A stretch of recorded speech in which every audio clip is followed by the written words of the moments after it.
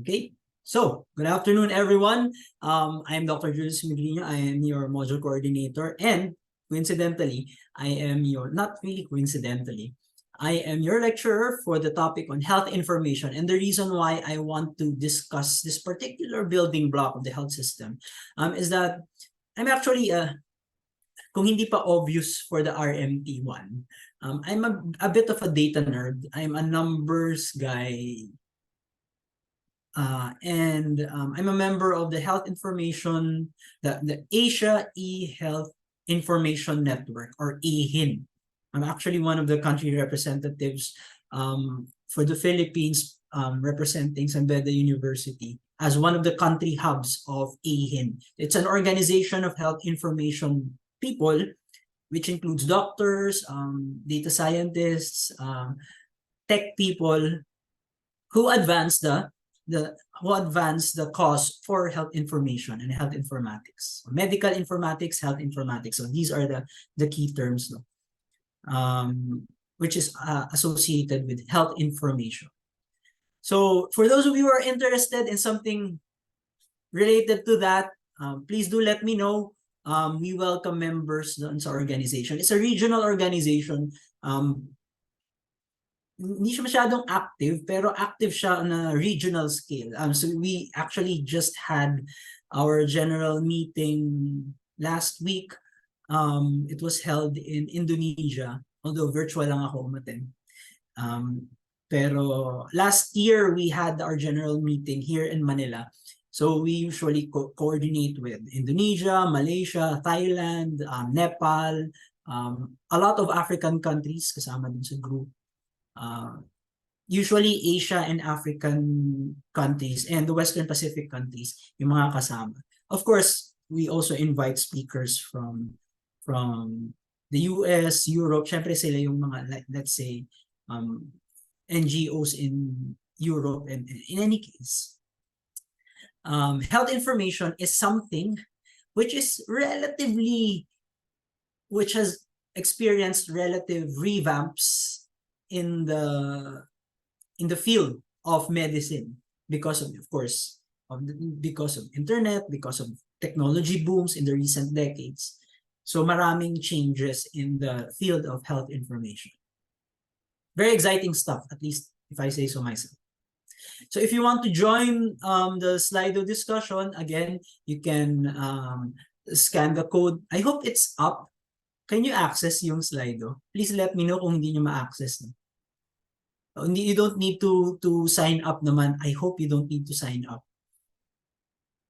And if you have any problems connecting with Slido, then you can ask your questions. So you can ask your questions in Zoom chat. You can open your mics. You can type it in Zoom chat. You can type it in Slido. So makikita ko. I'll review the Slido here. And actually, may mga sumagot na. Wait lang. Teka lang. Yung mga sumasagot. Teka lang. Wait. Okay. So, may first poll na kasi doon. Oh. Anyway, sige, let me start. Mukhang excited na kayo mag-start at para matapos na. Okay. So, my topic for this afternoon is health information and HIS, or health information systems. So, let's review first. I like this term, perfect information. Who knows what perfect information is? Who's familiar with the term perfect information? Usually yung mga nakakaalam nito, yung mga data nerds like me or mga gamers. Yan. So there are two branches of perfect information. Two disciplines which discuss perfect informations. Number one, economics. So it is when we know everything we need to make the best choice. So that is how economicians define perfect information.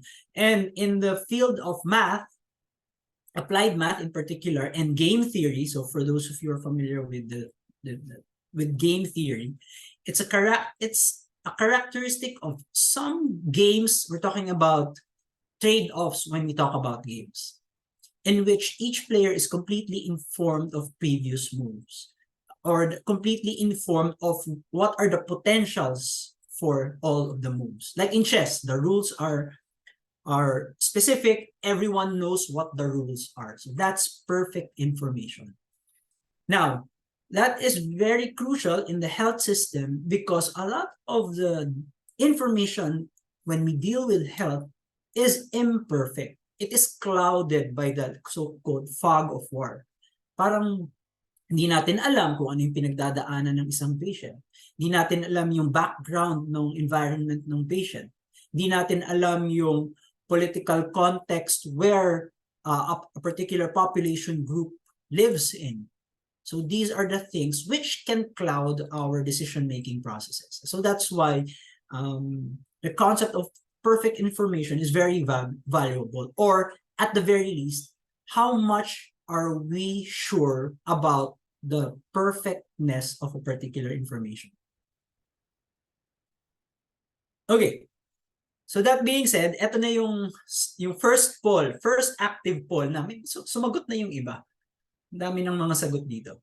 Okay, so for those who are joining us in Slido, in 1 or 2 words, what comes to mind when you hear the term health information?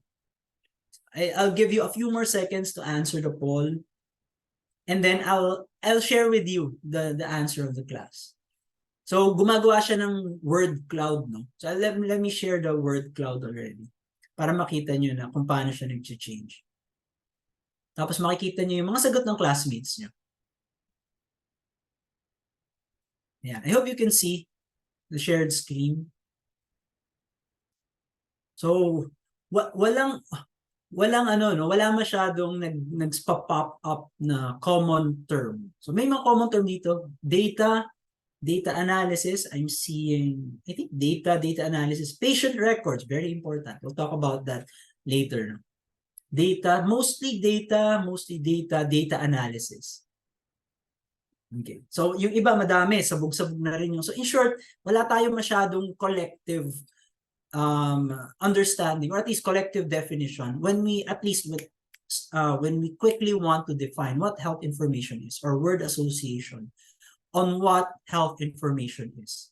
At the very least, a lot of us think about health information dealing with data, or I think specifically patient data. Yeah, patient data, patient records, data, health data. Okay, so thank you for your inputs there. Let's move on to the next slide. Oops. PowerPoint slideshow. Okay. So there. Now, I'm sure you're familiar with this diagram already. Nasa mga reading materials niyo yan. Now, the WHO monitoring building blocks document that I've shared with you defines the importance of health information as sound and reliable information is the foundation of decision-making across all health system building blocks,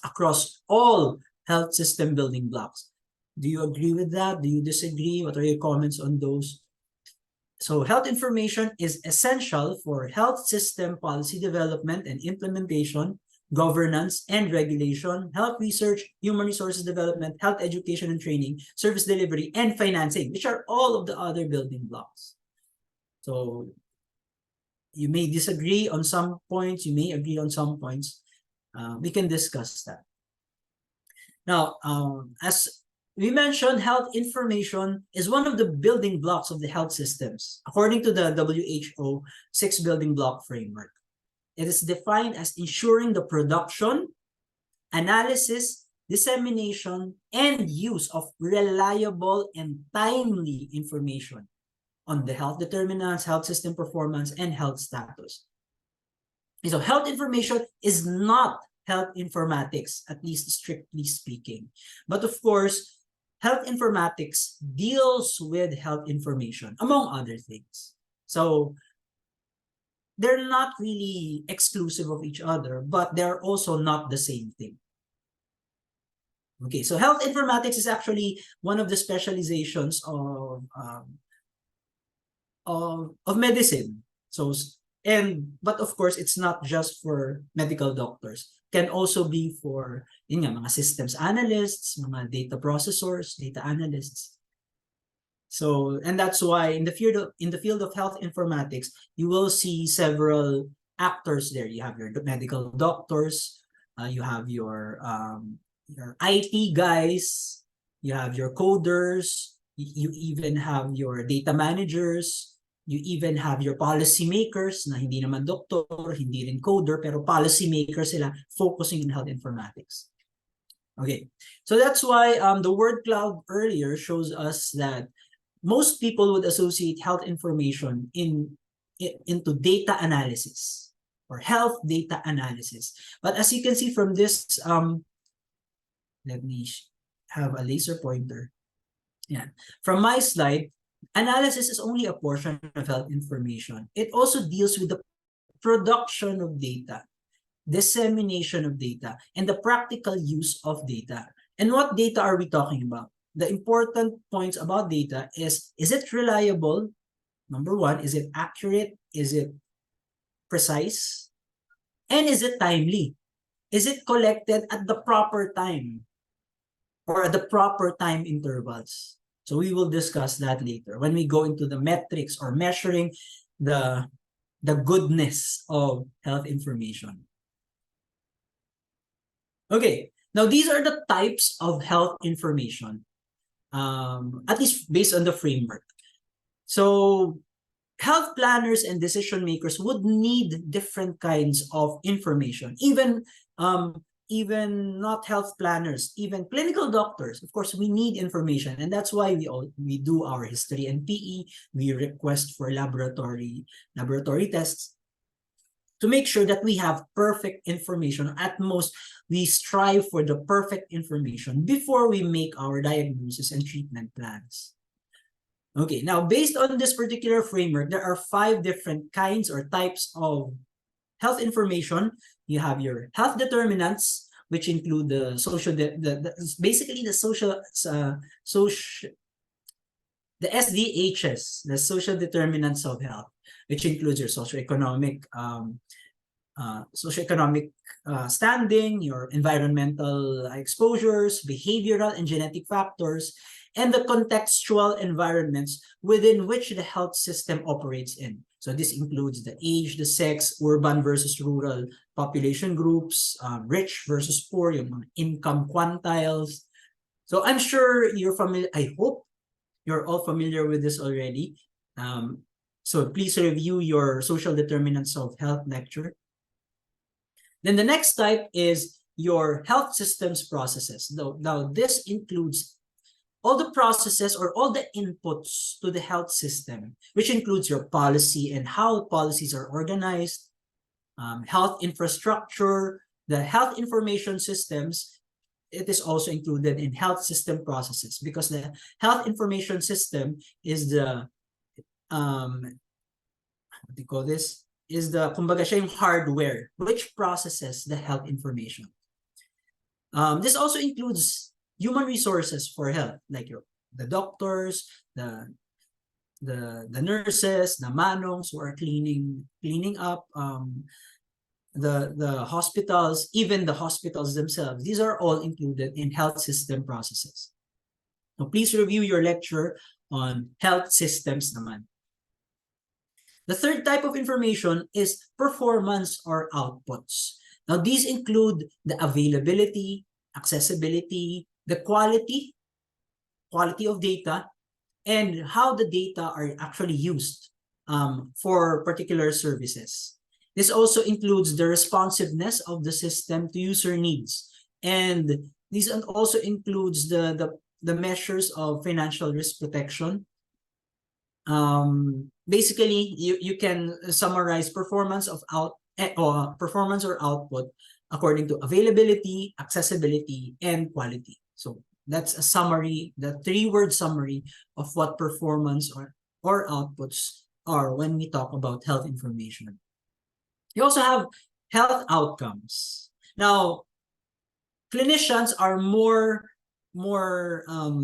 concerned with health outcomes. So these include yung mga morbidity, mortality, you have your disease outbreaks, the particular health status of a particular patient, You have which also includes disability parameters or well-being parameters, whether physical well-being or kasama na dyan yung mental health well-being. These are all health outcomes, health information. Okay, so all outcomes related to health papasok dyan sa health outcomes, whether on an individual level, a community level, or a population level. Now, you have your health inequities. Now, nakasulat dyan, it's SDH, but it's mostly kasi SDH in general falls under your health determinants, the first type of health information. But what we're talking about, SDH here in health inequities, would be the specific inequities covered in your social determinants of health. So this includes population coverage. Kasi pag coverage, ang pinag-uusapan, we assume that the coverage for, let's say, a particular health program is not the same from one area and when you go to another area. So you have your unequal coverage. That is an example of health inequities. Even the actual use of services. Kasi sa performance or outputs, nakasulat doon, quality and use of services. Now, the use of services in the performance or outputs refer to how much is a particular program being used. But when we talk about health inequities, how are the users themselves using a particular program? So, magkaibang lens. In the health inequities, the focus there is the user, while in the performance or output, the focus there is the program. Okay, so health inequities include the social and moralistic components or even traditional components, yung mga implicit, explicit biases in a particular group of people who are, of course, who belong to, let's say, the same health system. Kasi syempre, ang morals, what a particular group values as a society may be different from what another group values as a different society. Okay, so ito yung mga, dito na papasok yung mga philosophical, traditional, moralistic, even religious, social, socio-behavioral, dyan papasok sa health inequities. Okay, now, moving forward from the types of health information, we go to the types of data levels. So this is different from the research, the RMT1 variables, no, types of variables. But a little bit, a little bit similar. Malayo tayo. It's different. Okay, so data levels of health information are of 4 levels. You have your individual level data. So this is what data is most useful for clinicians, because clinicians typically deal with an individual or at the most yung family ng individual. Pero mostly, we treat patients on an individual level. This includes patient's profile, their individual healthcare needs. This includes the patient demographics, the results of the labs that were requested for that particular patient, for a particular disease, the number of, let's say, for example, the number of COVID vaccines that they received, the types of drugs that they have as a maintenance. So all of these are individual level data. Very self-explanatory. Now we have health facility data. Now, health facility data includes data both from aggregated facility level records, from administrative sources such as drug procurement records of a particular hospital. Yeah, so administrative records include who are the healthcare managers, what are the CV, what are the credentials of the health managers who are managing, let's say, a particular health facility. Sama yun dyan sa health facility level data. What do they have a policy? Do they have purchasing policies? How they should purchase policies?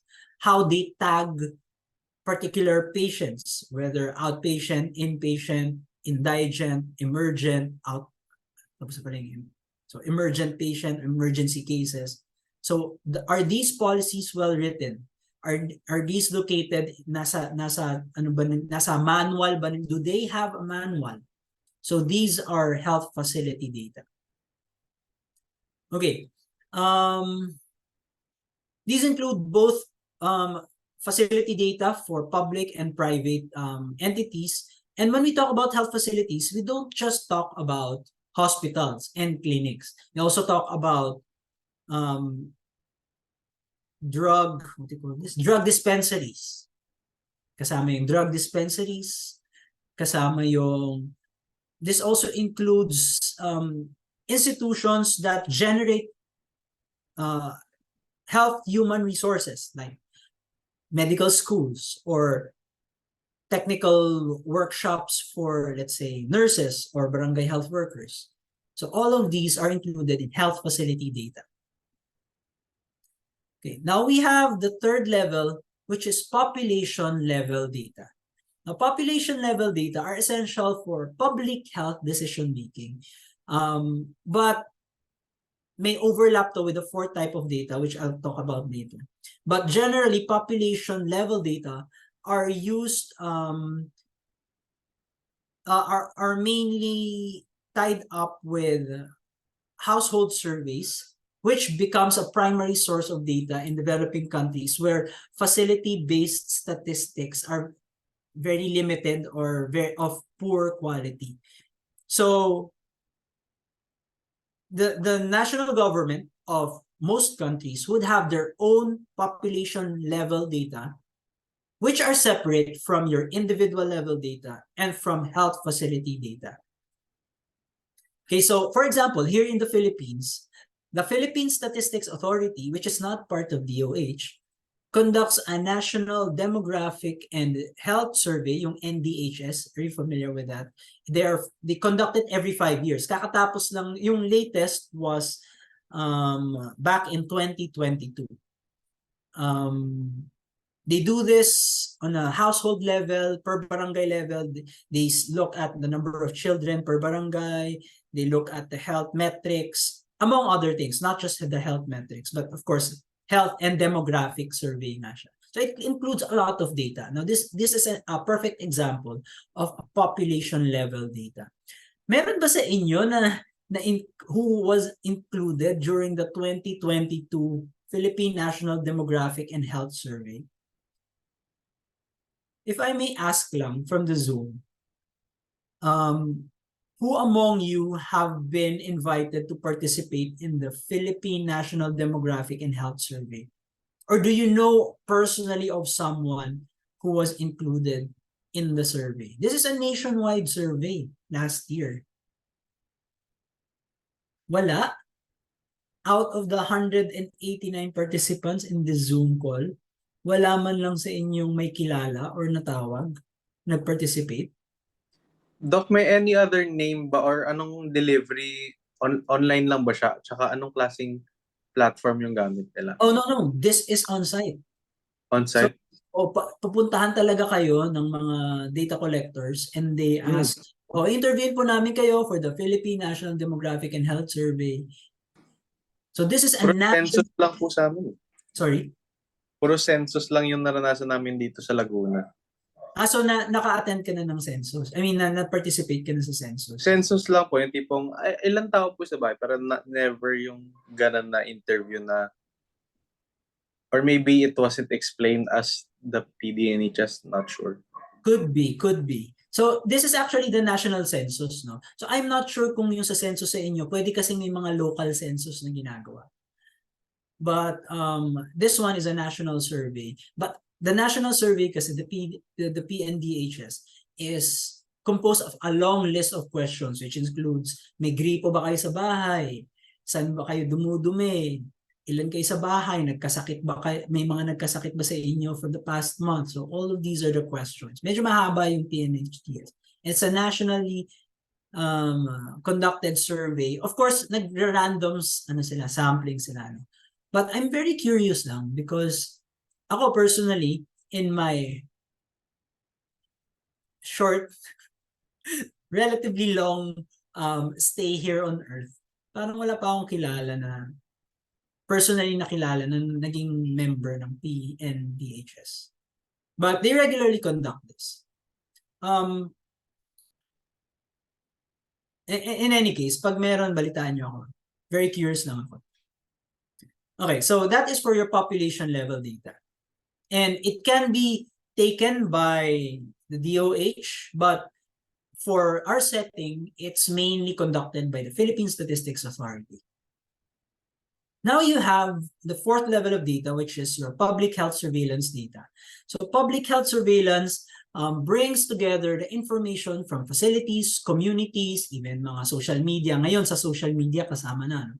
But the main focus is to define problems which has a timely component, an urgent basis for action. Like COVID pandemic, hindi na tayo lalayo. No? The need for timeliness needs to be urgent so that the response can also be accurate and also timely. If you are familiar with notifiable diseases, so please familiarize yourselves with what are notifiable diseases, especially when you go to other countries. You need to declare, like kunyari magtatrabaho ka sa other countries. You need to declare all of these notifiable diseases because these have public health implications. So these are examples of public health data, at least on a data level, when we're talking about data levels. Okay, so if you're familiar with the DOH COVID data drop, so that's a public health data level example of a surveillance data. So it's a publicly available surveillance data which has public health implications. I think tinigil na nila yata to. Pero of course, during the heyday of the pandemic, araw-araw silang nag-update ng DOH COVID data drop. Okay, the ASMPH and ACRI, yung research arm ng ASMPH and ng Ateneo, they do a lot of studies utilizing surveillance data. So if anyone is interested, you may talk to Dr. Jello Apostol. He has a lot of studies he's conducting studies on environmental health data, which uses up a lot of public health surveillance data. Okay, me personally, this is also my field of research, more of surveillance data analysis, public health data analysis.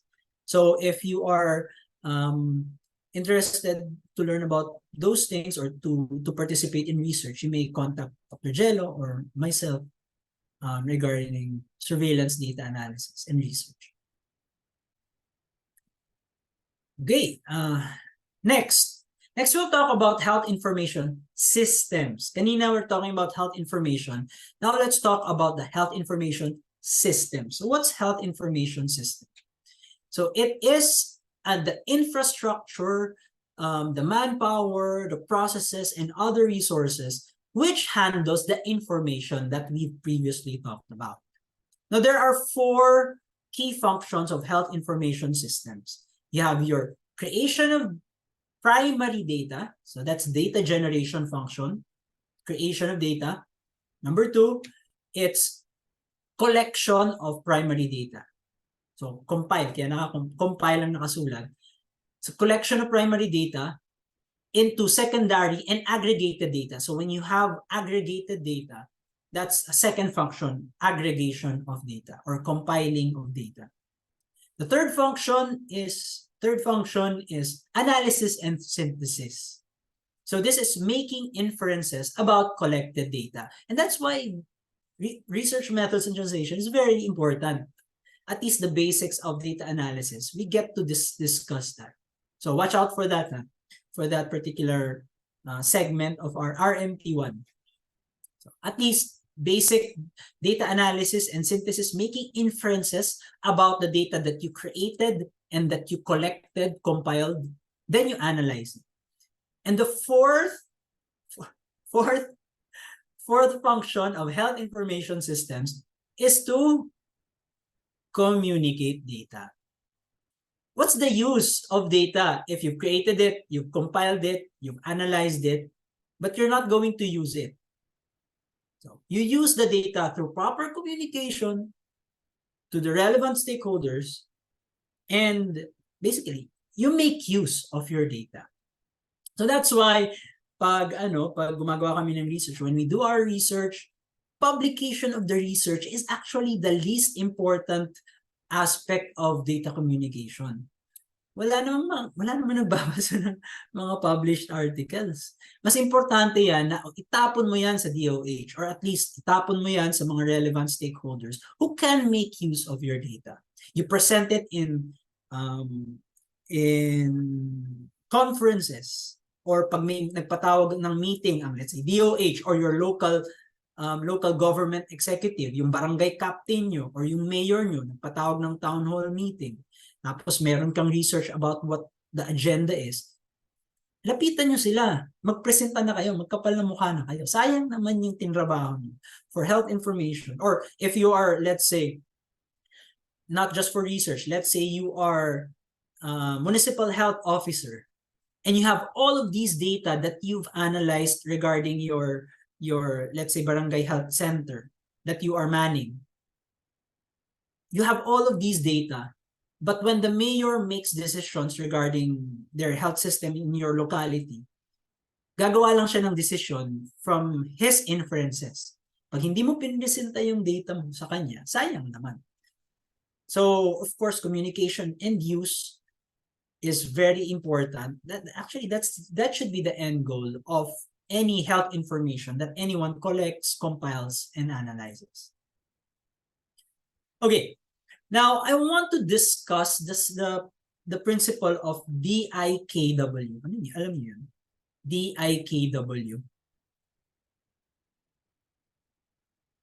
DIKWA.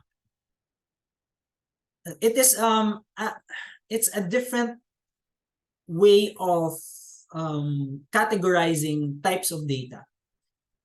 So in data science, DIKW is data, D is for data, I is information, K is for knowledge, and W is for wisdom. So it is the hierarchy of data.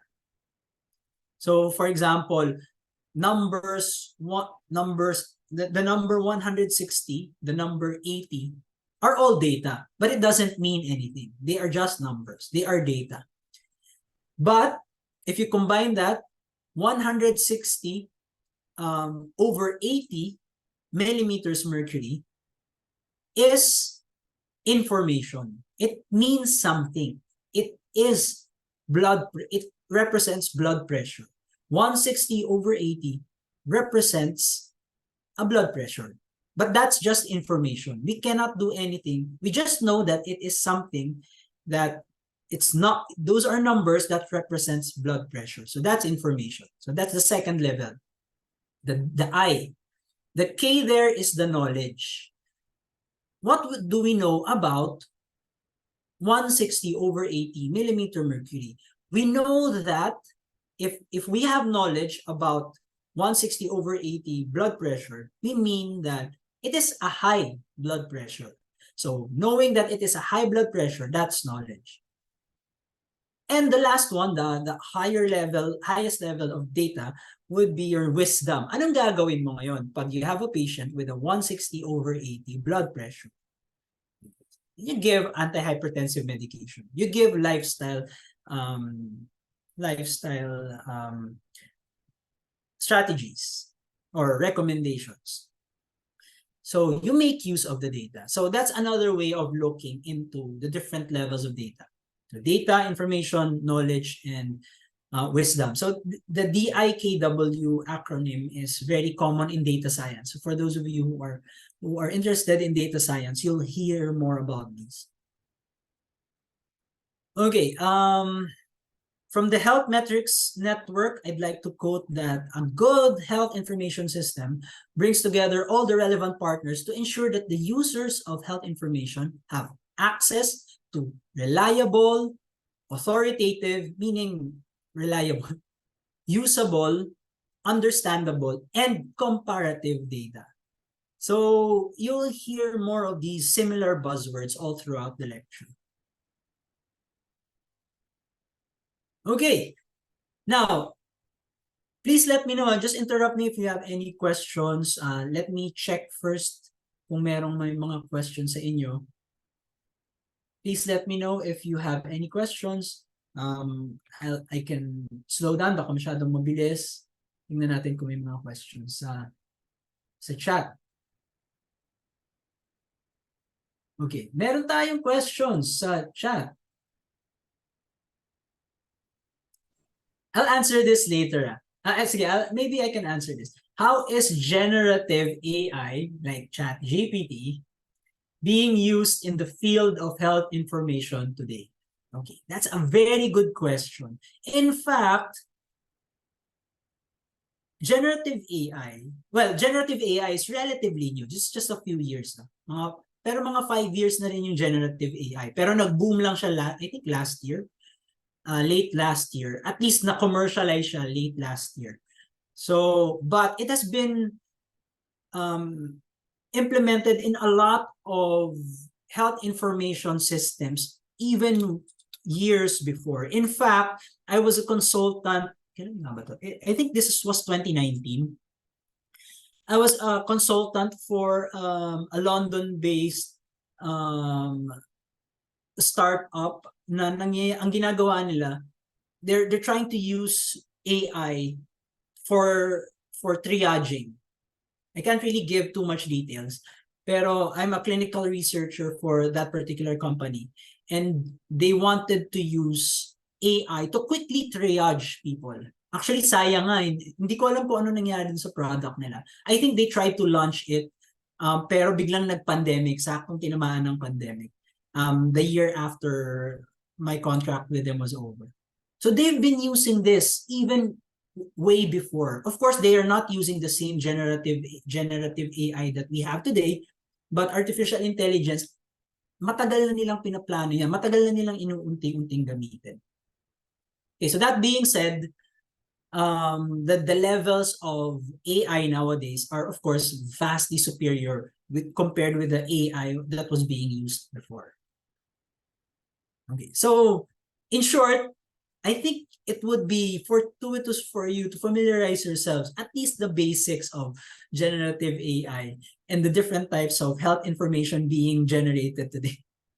Kasi kung hindi, may iwan talaga kayo, madadinosaur tayong lahat.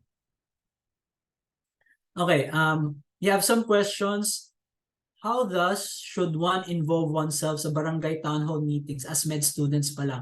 Papakinggan po ba kami even with evidence from published research and information from relevant experts? Yes. My experience with field work, a lot of yung governors medyo masakit yung sa ulo eh. Yung mga mayors, depende kung close ka talaga sa mayors. Maybe you need to go down, not go straight to the mayors or the governors. Maybe you can start with the municipal or the district health officer. And from my experience, the health officers in LGUs are very receptive to smart people. They're really looking for help from smart people, or at least those who are presenting themselves as smart people. If you think you're smarter than everyone else na nagpipresenta sa kanila, then please do share. They are hungry for inputs. So, yeah, presenta niyo yung CV niyo. I'm a med student from ASMPH. This is our curriculum. We are being, presenta niyo yung portfolio niyo. Di ba sabi nila Dr. Ray Bakiran, oh, please work on your student portfolio. Yan. Pakita niyo yung portfolio niyo sa kanila. At least kung hindi kayo papaniwalaan. Pero from my experience, at least in the provinces, medyo mas mahirap kausapin yung mga Metro Manila. Tsaka medyo exclusive sila masyado. At least that's my personal experience. But in the provinces, they are more receptive. Clarification lang po regarding data levels. Does it mean that data on non-notifiable diseases be under population data or public health data? Okay. Actually, both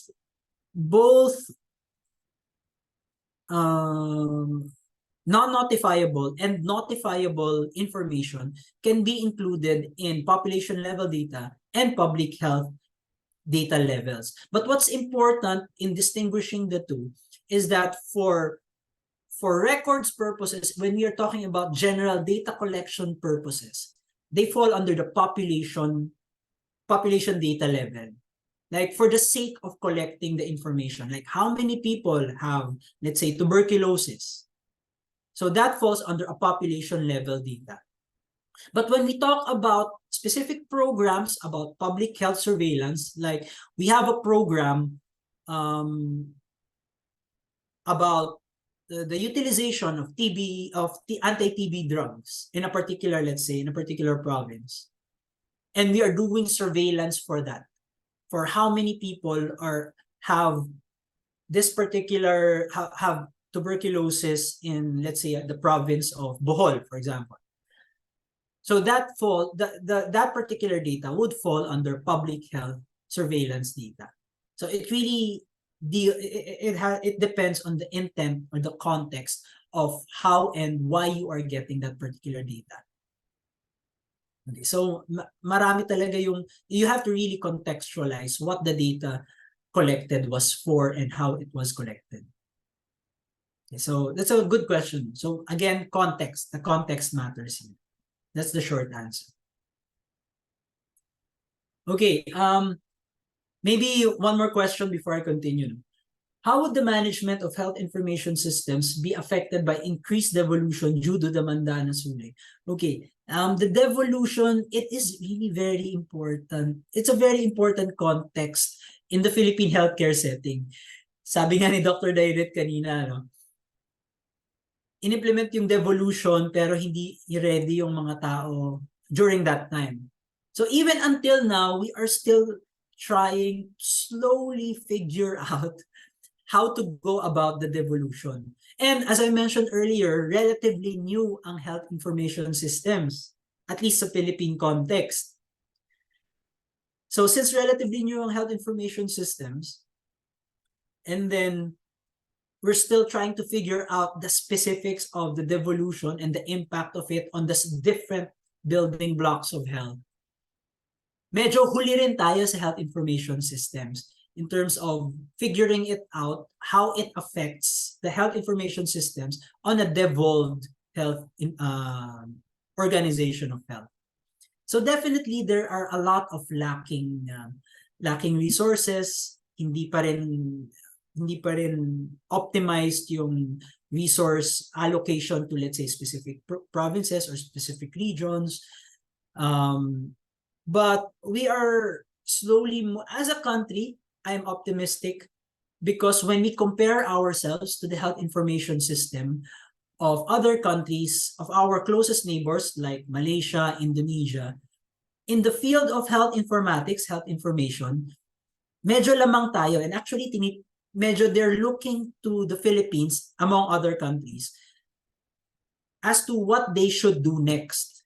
So medyo mayabang yung Pilipinas in terms of health information. And that is despite the fact that we are still struggling with the impacts of the devolution of our healthcare system. So definitely it is being affected, but that is our problem. That's our internal problem that we need to solve as a country. But as a whole, as a country, the Philippines as a whole, our health information systems are not too bad. I mean, in the regional standard, of course, in the global standard, we can do a lot better, but in the regional setting, not too bad. So, do you want to talk about that in more detail? So maybe we can proceed with that once we discuss the Philippine health information system context later at the latter part of the lecture. So pwede nating balikan yung discussion. Okay. So let's leave this slide. The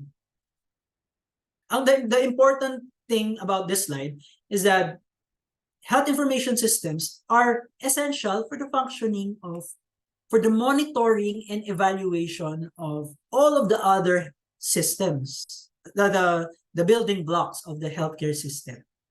But aside from monitoring and evaluation, I think that arguably is the biggest role of health information system. Aside from analyzing data, basically, why do you want to analyze data? What type of data do you want to analyze and communicate? These are data regarding health governance, about health leadership, about the health medicines and technologies, about health human resources, basically the other components of the health system. Okay, so now, who are the health information systems for? So health information systems are, of course, for the different stakeholders, which includes, number one, policymakers. Important talaga, no, yung policy, the importance of health information systems for policymakers. Otherwise, kung sino lang yung maglalabi sa kanila, kung ano lang yung napanood nila sa TikTok, doon lang sila yun lang yung tatrabahuin nila. Which might not be the best approach to policy making. Okay, of course, health managers, which include yung mga managers in hospitals, the municipal health officer. Pag nag-DDTB kayo, you will be looked upon not just as a doctor, but also as a health manager. Okay, healthcare providers, of course. Our primary outcome for a med school will be to produce healthcare providers. And also communities. So depending on a small community, province level, municipal level, district level. And of course, individual persons. So importante yung mga individual person. So basically health information is for everyone. Everyone's benefit and everyone's utility. Okay, so that being said, we have to discuss so we discussed earlier that health information systems are used to monitor and evaluate the other building blocks of the healthcare system. But how do we monitor and evaluate health information systems? Because we mentioned earlier that health information, what's important with health information is the information should be accurate, precise, reliable, and they should be timely. So we need a proper framework on how to monitor and evaluate HIS. Okay, so I'll give you a few examples. So here is a collated set of key indicators which are used to assess the performance of health information systems. So these are the basic informations that need to be in health information systems to ensure that the health information system, let's say of a country, this is country level, to ensure that country level health information systems are working properly. So this is very similar to doing your research. Di ba? Pag gagawa kayo ng research proposals, you should have your objectives. You should have your research question, and then you should have your specific objectives. And then for your SGD tomorrow, you should know what are the variables that you would want to measure. So ito yun. Ito yung mga key indicators for health information systems. Okay, now the indicators for country level health information systems, the performance rather, can be categorized as two broad types. The first indicator is based on the source of data. Yeah, so based on the source of data. So all of these health surveys, birth and death registrations, censuses, health facility reporting, health system resource tracking, all of these are examples of source level data. So again, one of the broad types of key indicators for health information system performance is what are the sources of data that they get, that they include in their systems, and how do they collect those data, and how often do they collect those data.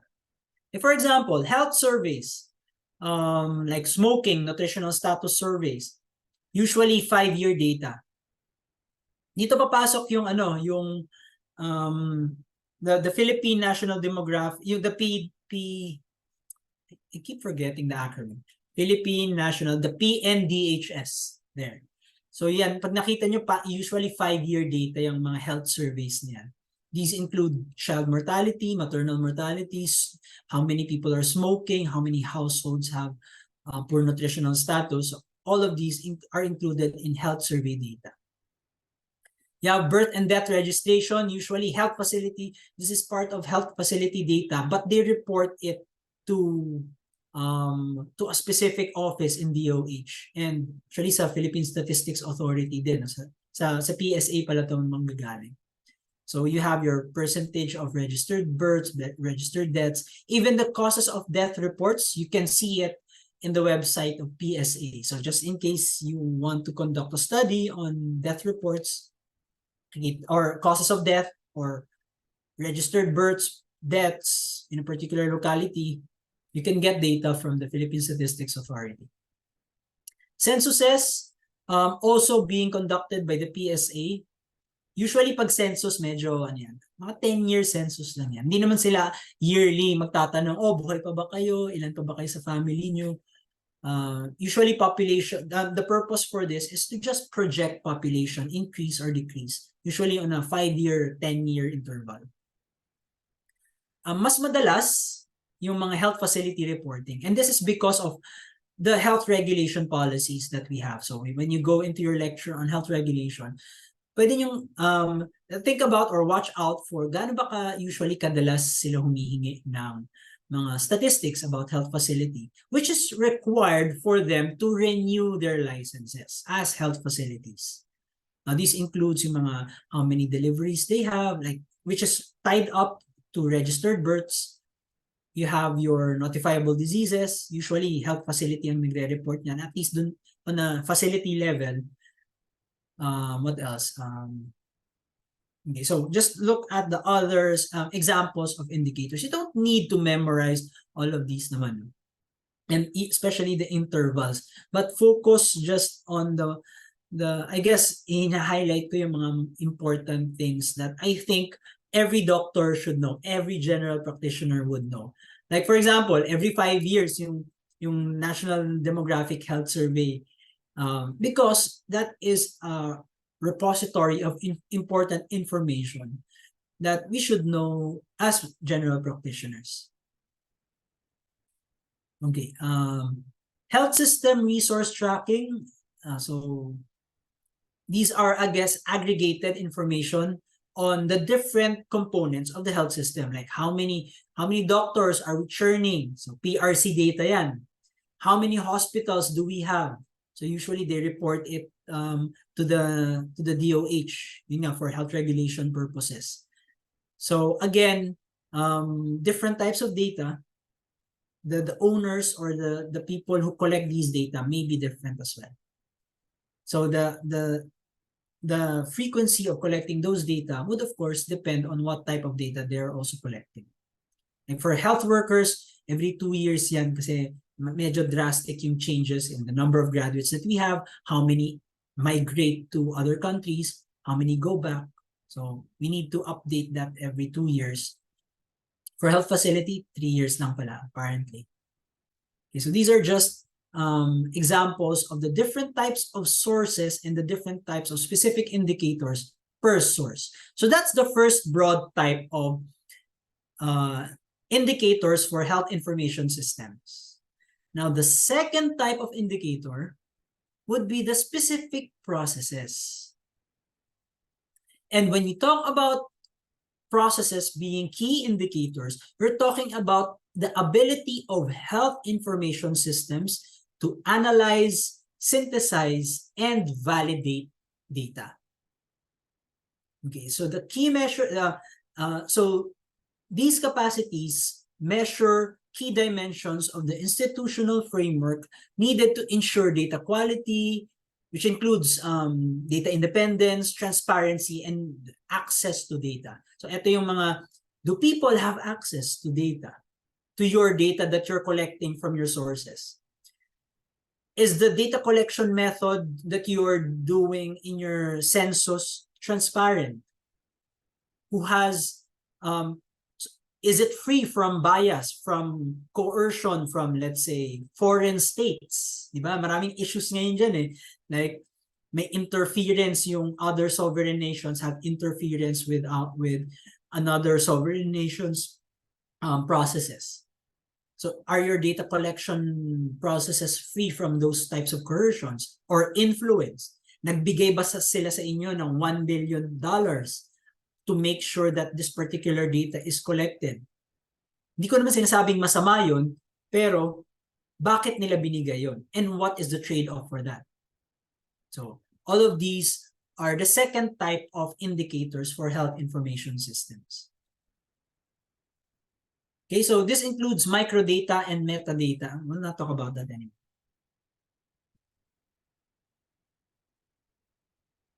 Okay, I have a question here.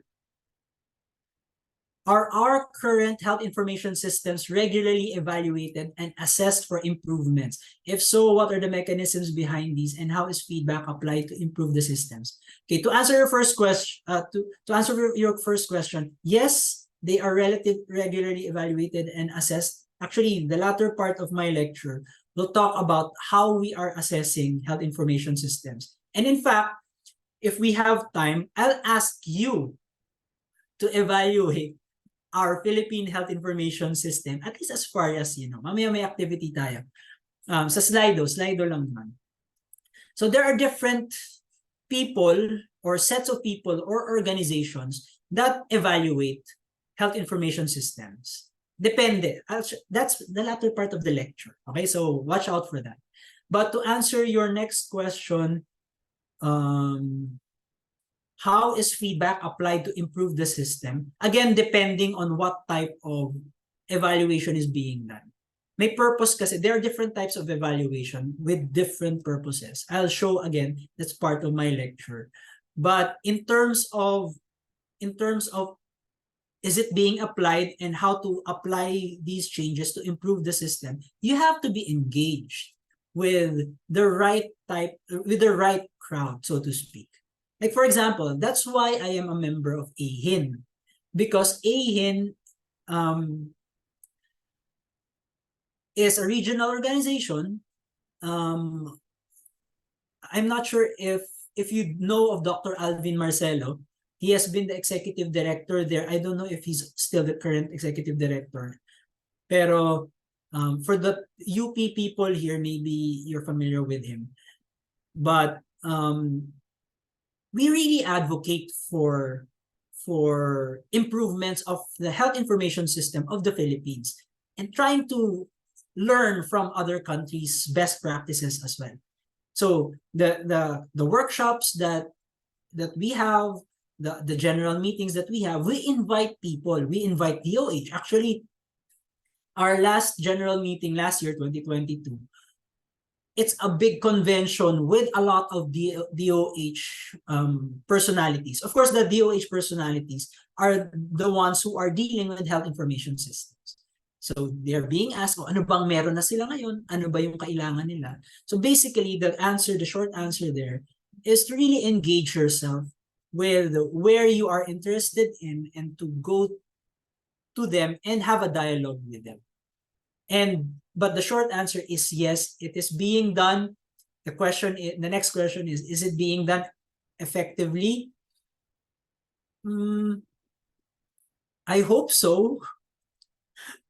There are a lot of stumbling blocks kasi usually ang stumbling block naman dyan, kahit gaano ka-advocate ng, let's say, improved health information system, na pag-usapan nyo na yan with the DOH group, agree na kayo, yes, this is the best way to move forward to improve our health information system. The next question is, who pays for that? Now, hindi ma-approve yung budget ng Congress or ng Senate. Then, the end of your discussion. So I guess the mechanisms are there, but is it perfect? Of course not. But we still try to work with what we have. Yeah, yun lang. Right. Sige, next. Ayan na, ito na, that's actually the next slide. Country assessment matrix. How do we specifically assess health information systems? Now, depending on the purpose, you assess the health information system either with a self-administered tool or through independent, often external expert evaluation. So you have your self-assessment column here, and you have your independent assessment column here. Now, usually you have two levels of national data processes being assessed. The first one is the statistical system. This is the purely data system. In our case, this is mostly the Philippine Statistics Authority. When we talk about statistical systems in the Philippines, that's mostly for the Philippine Statistical Authority, PSA. So how you evaluate the PSA is through self-assessment or independent assessment. These are just examples. Ito yung mga usually nag-evaluate ng PSA. For self-assessment, they are guided by the General Data Dissemination Strategy or GDDS. But the purpose of self-assessment approaches is to allow for a high degree of country ownership. So that's the purpose of self-assessment. It's not really to berate the Philippines. Bakit ang pangit ng data collection? This is more for how will you own your data collection processes and data analysis processes. So basically, you force the country to do some introspection, kaya self-assessment yan. No? So introspect ka muna. What are you doing correctly? What are you doing incorrectly? Of course, these are not the actual questions. Meron silang framework dyan. Will not discuss the specifics of the questions. Pero that's how they do your self-assessment. But the purpose of this is for the countries to improve on their current statistical systems. That also holds true for health information systems. Now, the health information systems is mainly held by the Department of Health, PhilHealth, mostly DOH and PhilHealth. Now, you have a different self-assessment tool to be used there. Kasi syempre, iba naman yung processes ng Philippine Statistics Authority. Iba yung processes and infrastructure ng DOH Health Information System. So you have different tools. But basically, you have self-assessment tools both for statistical systems and health information systems. So that's the first column. The second column, or actually the third column in this table, is your independent assessment. External validation naman to. So who validates the PSA externally? That's the World Bank. They use the World Bank Statistical Capacity Indicator Score. So basically, independent assessments are for cross-country comparisons. Self-assessment is only for the country that you're assessing.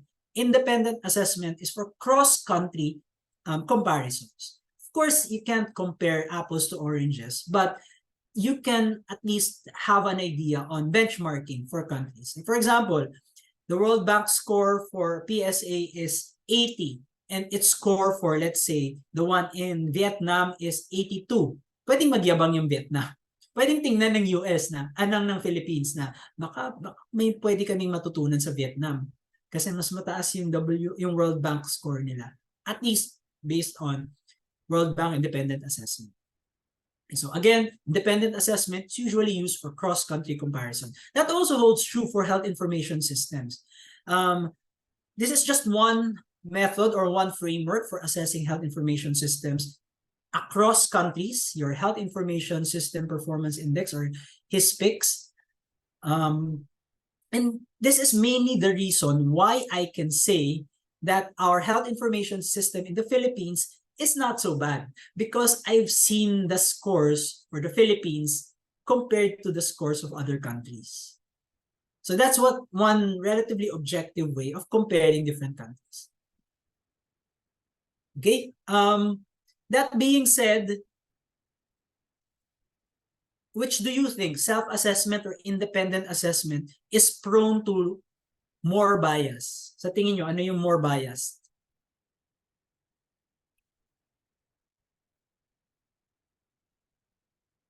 Self-assessment, definitely.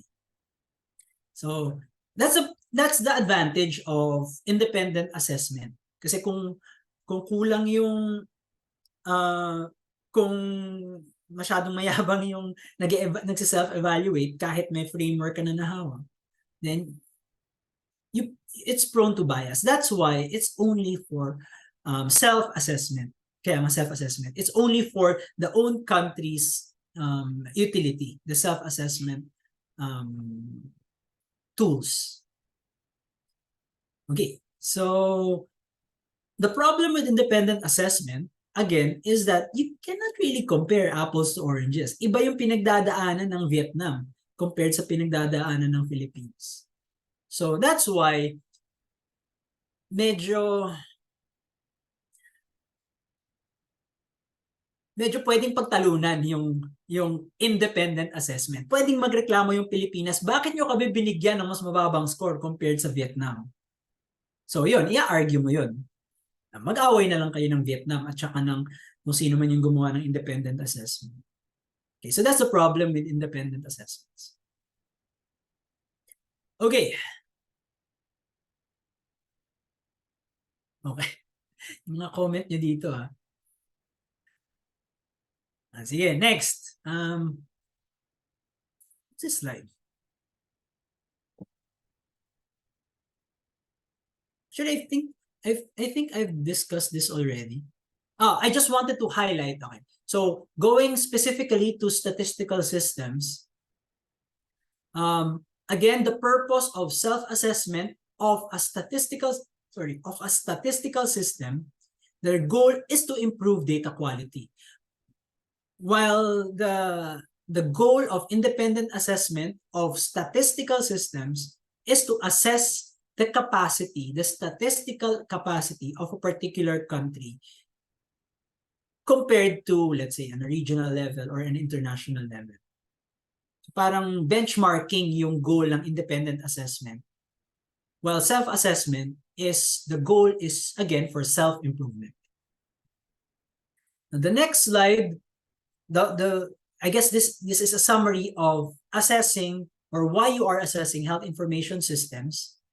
Now, the goal of self-assessment for health information system, again, is to improve the health information system. While its goal for independent assessment, as I mentioned earlier, is to see saan pa ba tayo kulang. Or I mean, what is our current standing compared to other countries? So again, cross-country comparison, usually an independent assessment. So I think inulit ko lang yung sinabi ko kanina. Okay, now let's try to discuss the Health Metrics Network self-assessment tool. Ito yung, let's go back to the previous slide. Ayan, sorry. Ito yun, no? So Health Metrics Network, HMN self-assessment tool. A specific tool to assess health information systems. So ito yun. Ito yung mga components niya. Okay, so as you can see, these core components, the core components or the core requirements are actually very similar. If you take a look, kung nababasa nyo, these are all similar. The indicators are very similar to the ones that we mentioned earlier. Yung pinakita kong green table earlier, pareho lang yan. Actually, yan lang yan. No? If you go back to our slide earlier, the first component of the HMN network is about the source of data. While the second component of the HMN framework is about the processes of the health information system. So in short, we are actually probably using the Health Metrics Network to determine what our key indicators are when we try to assess our health information system. So let's talk about another framework, the WHO HISPICS. In fact, the WHO HISPICS is specifically the table that I've shared with you earlier. So basically, the indicators there are because of the framework provided by the World Health Organization, the HISPICS. That's why we are measuring all of those data regarding, as frequent as every 5 years, every year, every 2 years, or 3 years. It's precisely because of the WHO HISPICS. So in short, even the HMN and the HISPICS, pare-pareho lang yung ginagamit na data sources and the processes of data, the data processes that are being evaluated. So hindi naman magkakalayo yung mga frameworks na ginagamit. That's just the point of the past few slides. Let's talk about the HISM framework. Teka, saan nga ba yung HISM papasok? Did I share it with you? So wala siya dito sa examples ko previously. Okay, so the HISM framework is yet another framework for evaluating and monitoring health information systems. But this is mostly for how do you strengthen your health information systems. So this is yet another framework. So it was developed in 2019. It uses 30 very similar metrics to the HISPICS. As I mentioned earlier, pareho lang sila ng mga tinatanong. Iba-iba lang yung mga framework. So baka lang, just in case ma-encounter nyo yung framework na to, at least you're familiar that it is yet another framework to evaluate health information systems. So it contains the human element, it contains nasa ba yung human element? There, human element, you have your enabling environment here, component, information generation component here, which includes the data sources, again, which is part of the HISPICS framework that we mentioned earlier. HIS performance, so the HIS performance or the processes, so it's the same as the HISPICS framework that we've discussed earlier. Now, I don't like this framework, no? Yung mga ganito masyadong maraming makulay, maraming shapes, and maliliit yung font. This is not a clear framework. This is just my personal take. No? I don't like frameworks like this. Maganda yung mga simple frameworks. No? But in any case, the reason why I'm including this in my lecture is that there are 30 indicators selected by this particular evaluation to assess the status of the HIS. So, meron siyang 30 questions.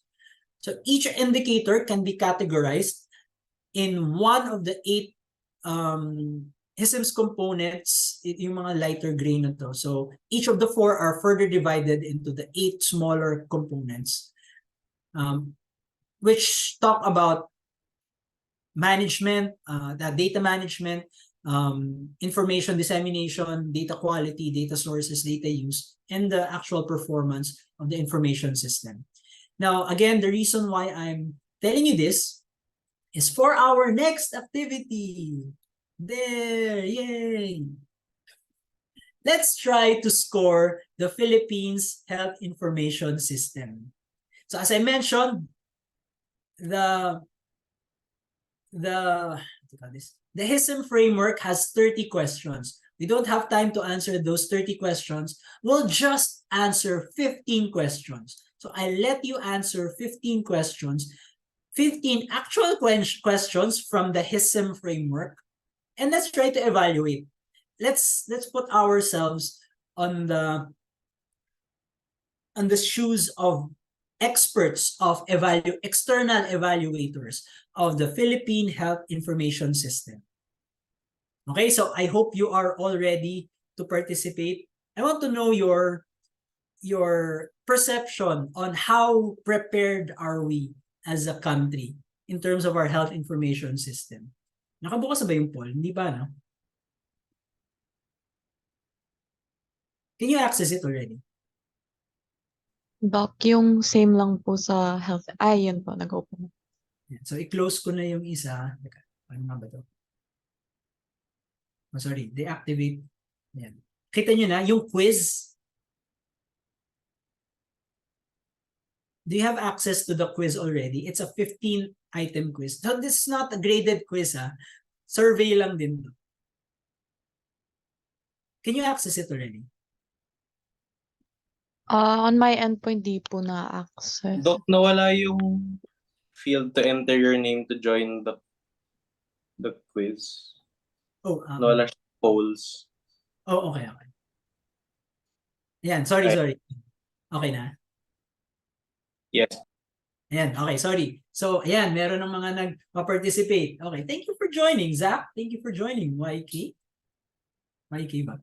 30, Janina, Enrique, Clara, Juz, Sally, Angel, Pia, Anna, Faye. Mga pangalan nyo,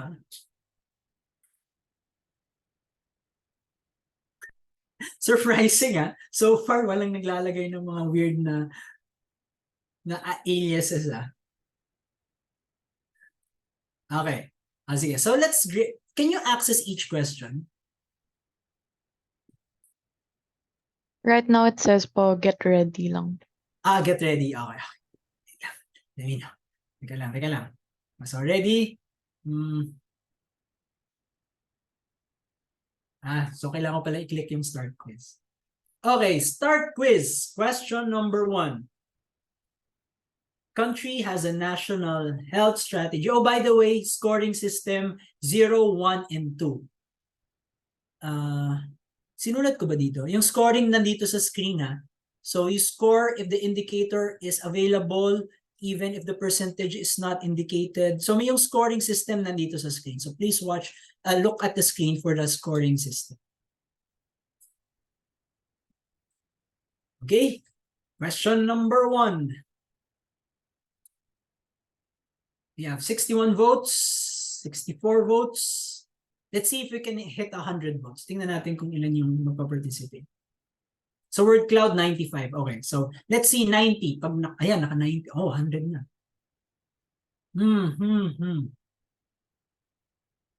Teka, I want to share.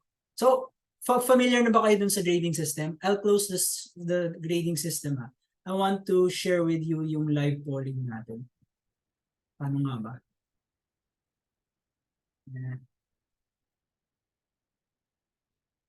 Okay, never mind. Share natin yan. Wait lang.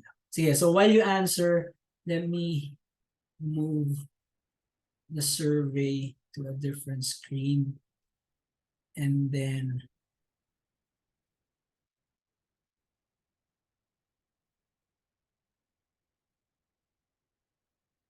okay, never mind. Okay, question number 1, okay? Tama na 125, ang dami. Can you see the results on your end? Oh, okay. So, most of you, 53% answered 53%, answered number 2 yung score. For number 1, it's a close second at 45%. Okay. So, mamaya, I will analyze those numbers later. Correct answer. Wala na yung correct answer. Don't mind the correct answer. Please don't mind the correct answer, Okay, next question. So we'll discuss the correct answer later, or at least not the correct answer, my personal answer. Okay, next question. The country has an HIS policy. Do we have a policy on health information systems?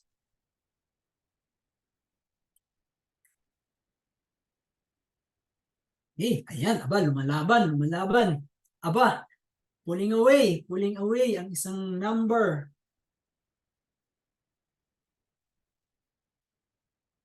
Okay, lumalaban, 106, 114 na ba? Ang daming na ba participate, Okay, I think we're saturating already. I'll show the results. Hindi na masyado nagbabago yung results. The results from the class is 63% answered 1 ang score. Distant second ang 23%, number 2. Let's see later. Okay, so huwag niyo muna pansinin yung correct answer. Next question number 3.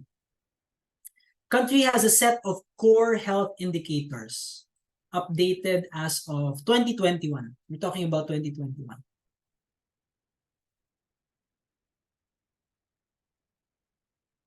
We have an updated set of core health indicators.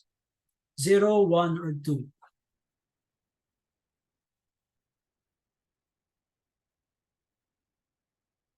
Okay, okay. Oh, I think we are saturating already. Hahabol pa, may mga hahabol.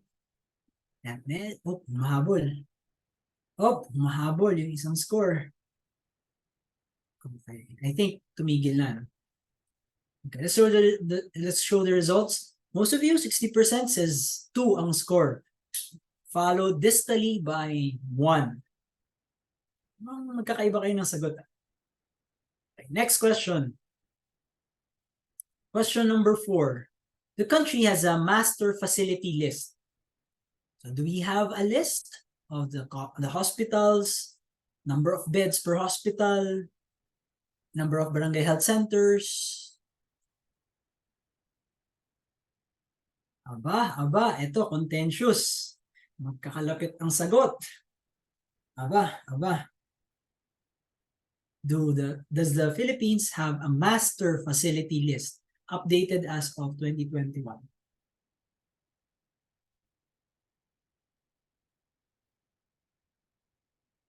Malapit ang sagot. Okay, 133. I think medyo magkakalapit kasi. A few more answers. Mga huling habol. Wala na. Going. Gone. Okay. Most of you, at least the plurality of the answers, 45% says 1, then closely followed by 2, 34%. Marami yung 0, 22%. Okay, so let's talk about that later. Next question. Question number 5. Okay, so let's go a little bit quicker para hindi tayo masyado mabusin ng oras. Although I only have a few more slides left. Ang slides pa ba? Kunti na lang pala. So okay lang. We have time. Okay, aba! The question, routine health information systems or RHIS data collection, routine data collection forms allow for disaggregation by gender. Ito, maraming iba-ibang sagot. Do routine health information systems, data collection forms, do the forms that we have for routine health information system, data collection, allow for gender disaggregation? So these are actual questions from the HISM framework. Ginagamit talaga to ng mga experts, so to speak. Okay. I'm pretty sure you're interested to know your class results. Tama na. So the results, 40% says 0. Ooh. Followed by 1, 37%. Konti lang nagsabing 2. Let's discuss that later. Next question. Oh no. Sorry, paano bumalik? Can you still answer? Ayan, okay. Next question. Existence of policies, laws, and regulations mandating public and private health facilities or providers to report indicators determined by the National Health Information System. So, do we have policies that forces us to report data?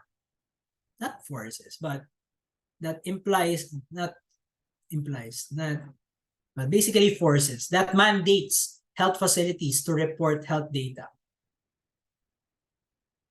Yes, no, sometimes, 0, 1, or 2. Okay? I think we are saturating already. Okay.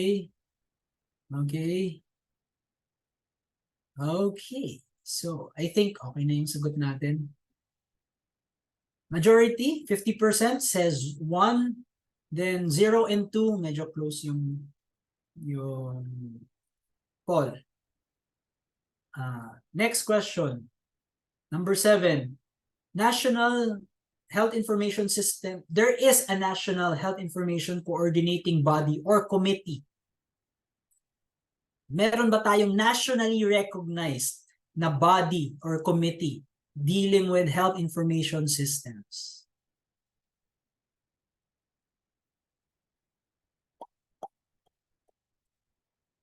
Okay, 80%, 96%, 98 votes, 102 votes, 108. Okay. Ooh, very close fight. Okay, maybe a few more kasi dikit eh. Dikitan yung laban. Okay. Oh, I think this is the closest question. Okay, tama na siguro. Okay, very close. 0 yung pinakamarami pero very close yung number 1 and number 2. Okay, next question. Anong question na tayo? Question number 8. There is availability of standards and guidelines for our HIS, routine health information system data collection, reporting, and analysis. So do we have standards or guidelines in data collection? Routine health information data collection, reporting, and analysis. That includes collection, reporting, and analysis. 0, 1, and 2. 0, 1, and 2. Okay. So availability of standards or guidelines. Okay. I think we are nearing our saturation point. Saturation point. Pwede na siguro yan. Hindi na nagbabago. So most of you says 1 ang score. Okay, next. Next question. Question number 9. Is there routine information management assessment conducted in the regions or districts? So we're talking about provinces, regions, and districts. So yun yung mga administrative classification natin. Kasama yung region, kasama yung provinces. So do we perform routine information system assessment? Yes, no, maybe. You should be taking note of your scores. Of your answers, rather. See, so while I wait, let me take note of your answers.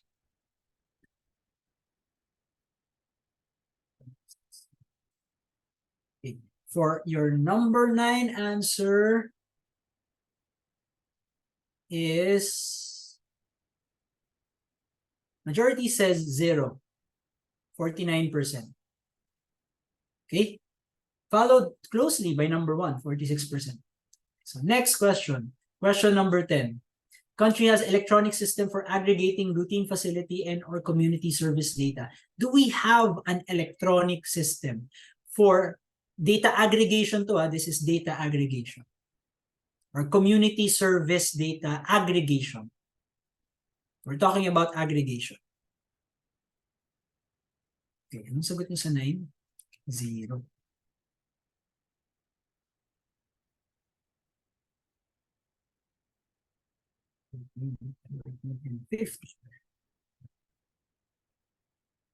Okay, so we are nearing saturation point already. Mukhang ayan, lumalaban. Actually, hindi lumalaban. Medyo malayo na, no? So maybe I can close the poll for this question. A lot of you, most of you, says 0 ang sagot for question number 10. Okay, question number 11. Next question. Does the country have a national statistics office? Do we have a national statistics office? Yes, no, maybe. Does the Philippines have a national statistics office? So eto medyo yung convincing na yung sagot. So hindi na makakahabol to. Let's close this question. Most of you, a lot of you, answered yes, number 2. So 2 points. Next question, question number 12. Malapit na tayo matapos. Next question, number 12 is, do we conduct population census within or at least every 10 years, or at least within the last 10 years, have we had a population census? Within the last 10 years. That's your question number 12.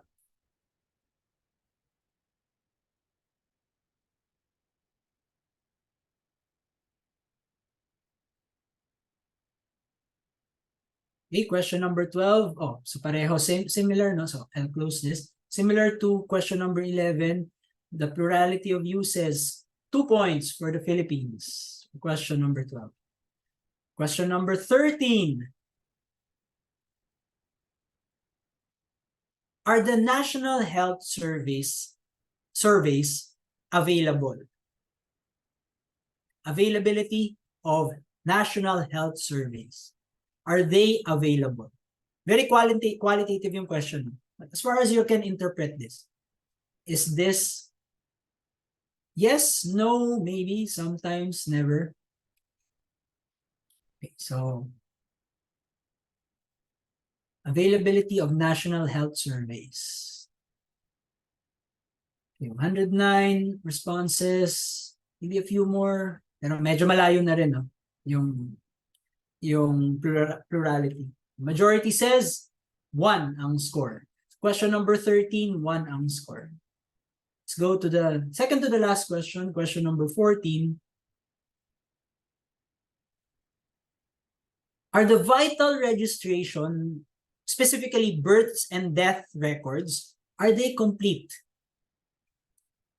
Are vital registration data in the Philippines complete? Birth and death records. Yes, no, maybe, always, sometimes, never. 0, 1, and 2. I think medyo malayo na. So I can close the poll now. Okay, so 1 ang sagot ng class for this one. Completeness of vital registration. Next, we move on to the last question. Does the country have a Ministry of Health with an updated website? Does the DOH have an updated website? Yun, that's actually the specific question for the Philippines. The question for you next is, have you visited the DOH website? When have you last visited the DOH website? That's my question for you. Okay, so does the country's Ministry of Health have an updated website? Yes, no, maybe, sometimes, some of it, all of it. Okay. Okay, and there we have it. So, the majority says 1 ang score for question number 15. Okay, so, let me tally first yung sagot ng class. Paano nga ba yun? Ano ko makikita? Sige, so sagot nyo sa question number 1 is 2, 4, oops. So for question number 2 is 1. Yeah, nalilito na ako. 1. And then question number 3 is 2. And then can someone tally yung total ng scores na binabanggit ko? So question number 1 is 1, question number 2 is question number 1 is 2, question number 2 is 1, question number 3 is 2. Then question number 4 is 1. Question number 4 is 1. Question number 5 is 0. Question number 5 is 0. Question number 6 is 1. Again, question number 6 is 1. Question number 7 is, very close ang question number 7. Pero majority 0 ang sagot. So 0 ang question number 7. And then question number, so lagyan natin ng very close. We'll discuss each of these items. Question number 8 is, ang sagot ng class is 1. Question number 8 is 1. Question number 9 is 0. Question number 10 is 0. Question number 11 is 2. Question number 12 is 2. Question 13 is 1. Question 14 is 1. Question 15 is 1. Okay. Ano yung total na nakuha niyo? Did anyone get the total?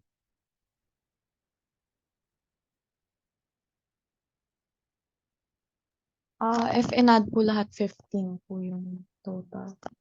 Okay, thank you, Salome, Fardo. Thank you. So 15, Dino, thank you, Faith. Okay, so 15, actually, pareho tayo. No? So 15 ang total ng class. So let's take a look. Let's take a look at the class evaluation of the questions. So these are the specific questions, or these are the specific questions compared with the rest of the world. So yan yung mga nakasulat na red, yan yung mga question number. So question number 1 is regarding the national health strategy. Question number 2 is about the policy. 3 is about the set of core health indicators, etc., etc. Okay. So, tingnan natin kung ano yung sagot nyo compared with the world.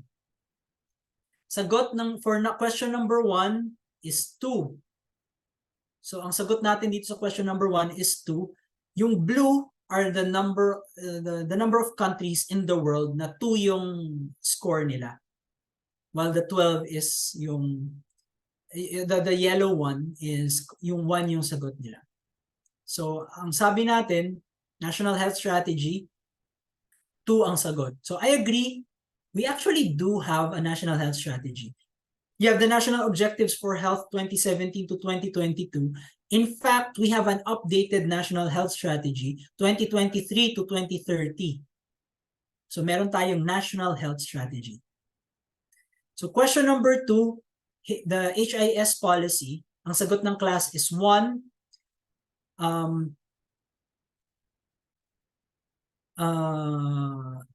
My score here is 2. The answer of the class is 1.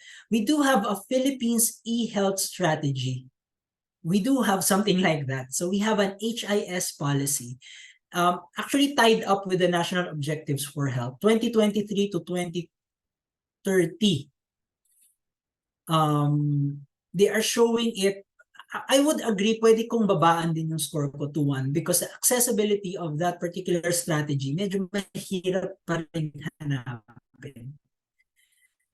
So that's why, I scored it to, the class scored it as 1. So, but I can understand that. For core health indicators, the class answered to, yes, we do have from the e-health strategy and from the other WHO and other evaluators that I gave an example, some examples earlier. We do have a core health indicator set. So 2 rin yung sagot ko. For question number 4, master facility list. Ang sagot ng class, 1. So, ang sagot ko, actually, we do have a master facility list. And this is required by the DOH, Health Regulatory Bureau. So sila yung may hawak na master facility list. And they're very stringent about getting this master facility list. And in fact, if you go into the COVID data, yung COVID data drop that I mentioned earlier, if any one of you have actually investigated the COVID data drop, very complete yung master facility list, sino yung mga hospitals na merong COVID wards, how many beds do they have, how many beds do they have specifically for COVID. So doon natin nakita na, we do have a master facility list na merong may hawak. So we do have that. So I'm scoring it a 2. Number 5, disaggregation by gender. Ito, question number 5. The class answered 0. Okay. Number 5.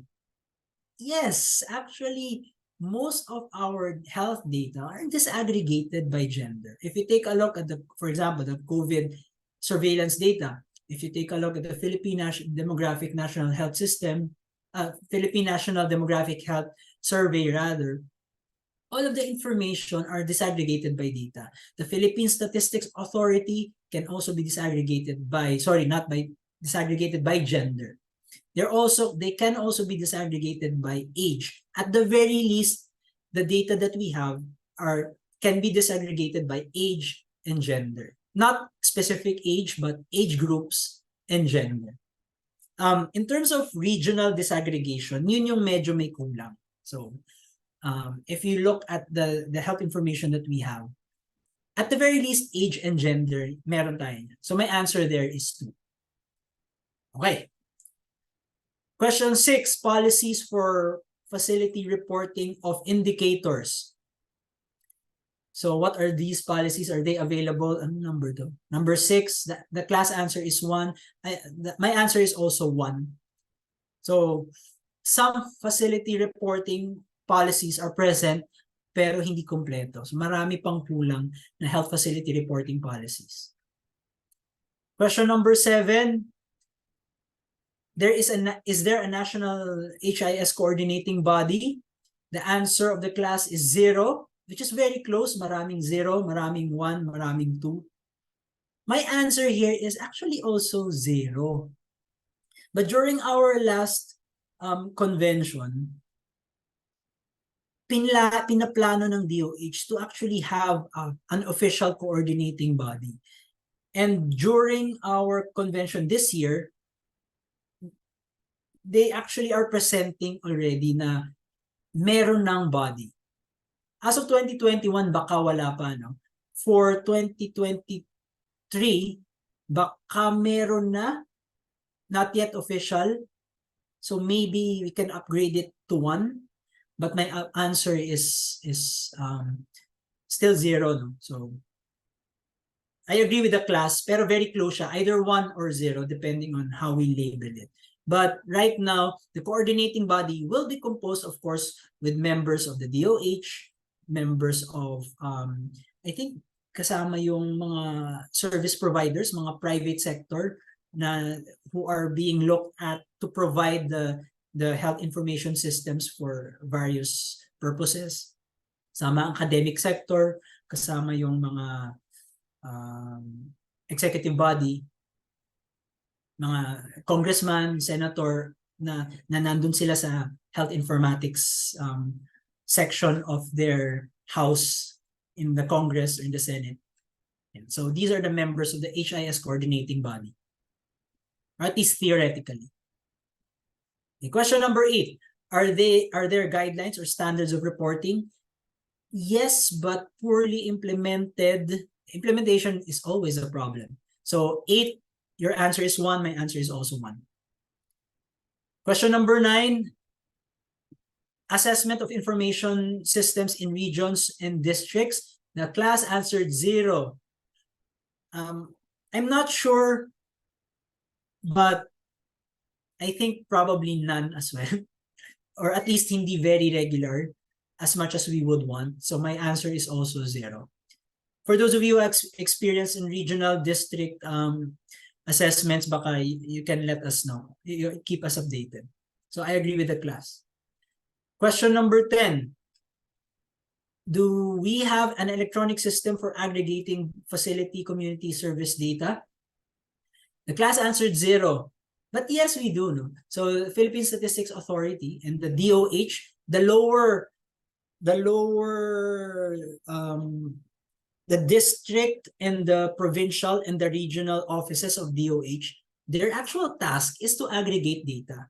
So the community submits to the district aggregates, submits to the regional or the provincial then gives to the regional submits to the national level. So ganun yung hierarchy ng pag-submit nila ng data. So they do have aggregating policies and systems in place. So my answer here is 2. 11, do we have a National Statistics Office? Yes, the Philippine Statistics Authority. I agree, 2 yung score. 12, population census within the last 10 years. As the class answered 10, yes. So as I mentioned earlier, yung 2022 NDHS, no? That's a population census, but not just a census. It also includes yung health and demographic information. Question number 13, availability of these surveys. The class answered 1. I also answered 1. And the reason for this is that while we have the Philippine Demographic and Health Survey, its availability is very limited. In fact, I have a study dealing with data, some data on PNDHS, but I had to ask permission from USAID, USAID. Sila yung may-ari nung survey. So ironic. So it's I hate it. So that's something that I need to give feedback to somehow. So that's a problem. We don't even own the national survey that we conducted because USAID paid for it. Okay. Or at least paid for a bulk of it. So we needed permission from USAID. So just in case you are conducting research from, especially in YL6, baka kailangan nyo ng national data for research purposes, it is available, but you have to ask permission from USAID. So I agree, 1 ang sinascore ko dyan. 14, completeness of birth and death registration. The class answered 1. In fact, death and birth certificates and registrations, we have complete data for it. And when we say complete, it means that we collect data regularly and we collect data across kung sino man yung kailangan kolektahan ng data. But in terms of accurate ba yung birth and death registration, yun siguro yung maybe some of you answered 1 kasi death registration is a big problem here in the Philippines. A lot of deaths are not properly registered. Yes, that's true. But in terms of the data collection processes, I would believe that we have a complete birth and death registration process. So I answered 2 here. The problem is, do doctors actually report deaths? That's a different problem. Okay, so that's not the problem of the health information system. Question number 15. The class answered 1, website for health statistics and latest data from the Department of Health. I actually answered 0 dito. Kasi sobrang hindi updated ng DOH website. Mas updated pa yung website ng Philippine Statistics Authority. If you want DOH data that are updated, you have to ask data from them directly. The statistics are not updated except for COVID. COVID lang yung may pakialam sila. Come on DOH. Anyway, that's my gripe with the DOH website. At least with the DOH website. But they do have the data. But their website, the availability of that data, the way they communicate the data, ang daming kulang. That's the reason why I answered 0 here. Okay. I have a comment here. I think the problem with birth registry are those from the far-flung areas or tribes. Some of the children are not registered until healthcare workers reach them. Yes, I agree with that. So apart from doctors not reporting data, aside from community health workers not reporting data, the fact that there are GIDA areas, geographically isolated areas in our country because of archipelagic tayo, number 1. Number 2, ang dami nating bundok at burol na ang hirap puntahan, walang signal ang smart. And yes, that's true. So maraming hindi nga nare-register yung births. Hindi nga nare-register yung deaths. So, but that's a problem of accessibility rather than the health information system itself or the health information system processes themselves. So yes, it's a problem. It is a problem, and I do agree. Okay, so maybe infrastructure is the answer to that. Maybe more technology. So that's a point for discussion.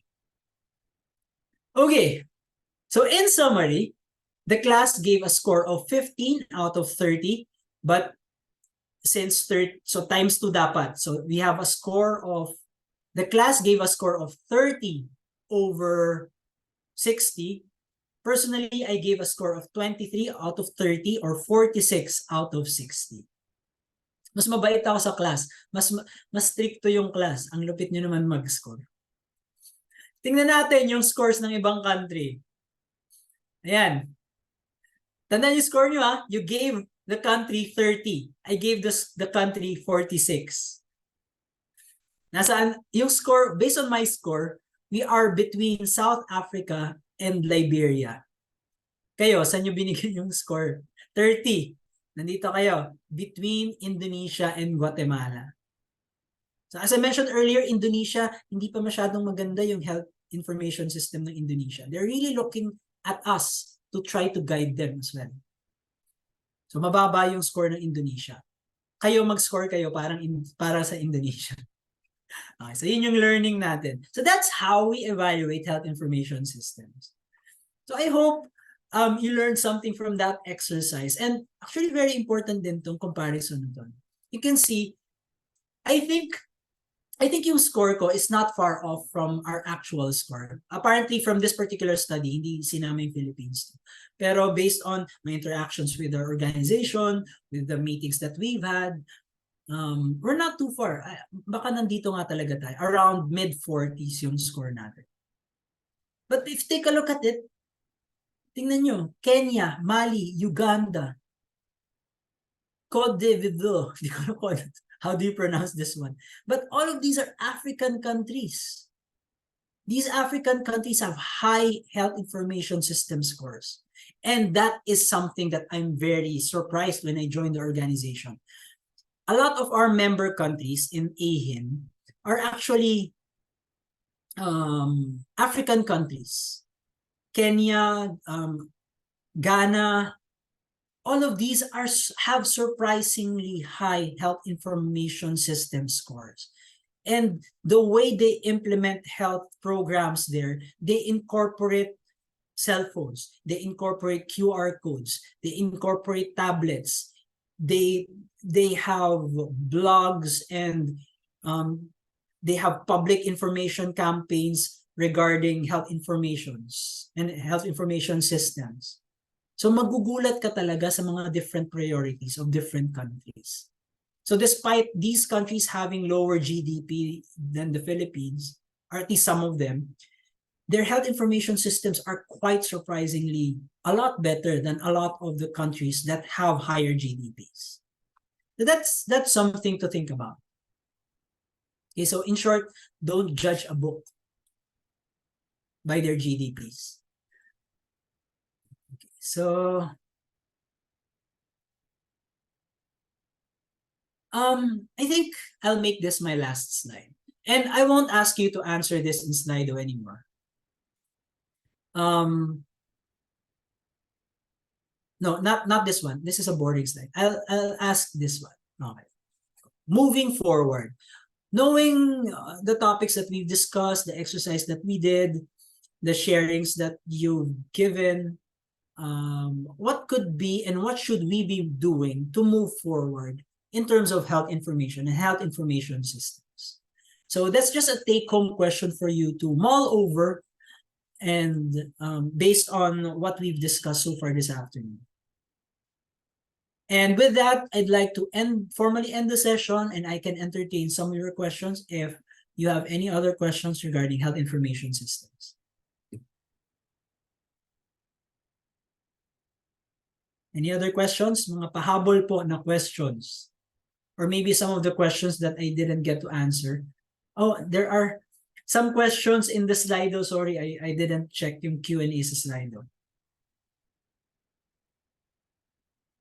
Okay, you have a question here which ties up to RMT1.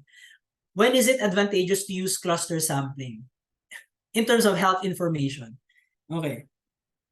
When you do surveys, cluster sampling is very useful because kanina na pag-usapan natin, you cannot really go to all of the mountainous areas. You might not have the capacity to go to all of the mountainous areas. Baka masyadong matrabaho, masyadong dangerous, masyadong magastos. So maybe you'd like to just do cluster sampling. Mamili ka na lang which of these mountainous areas would you want to go to as a representative sample for all of the mountainous areas. So generally, cluster sampling, geographic sampling yung ginagamit.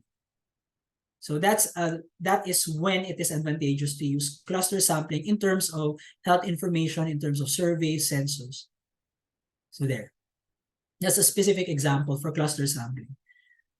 Okay. Another question. How would the management of yun na pala. The other question. Okay, so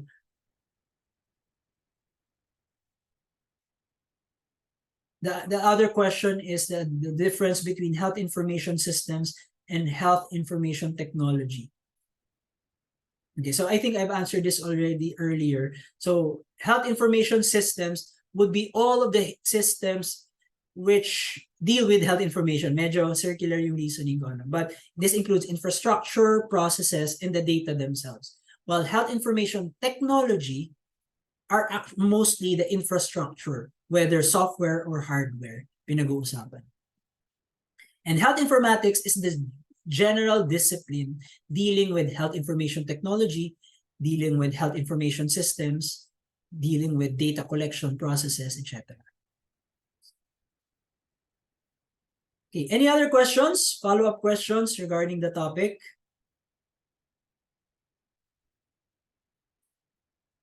Okay, sakto, 3:02.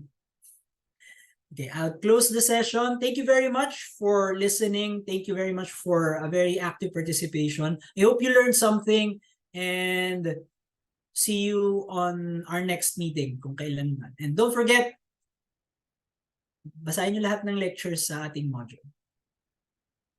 Okay, if you have any questions for any of the topics, please do let me know. You can post in the discussion board. Pwede nyo akong i-email or sa inbox sa Canvas if you want to clarify any points from any of the lectures. Okay, thank you everyone. Thank you. Thank you, Doc. Thank you. Thank you. Thank you po. Salamat. I'm closing the session.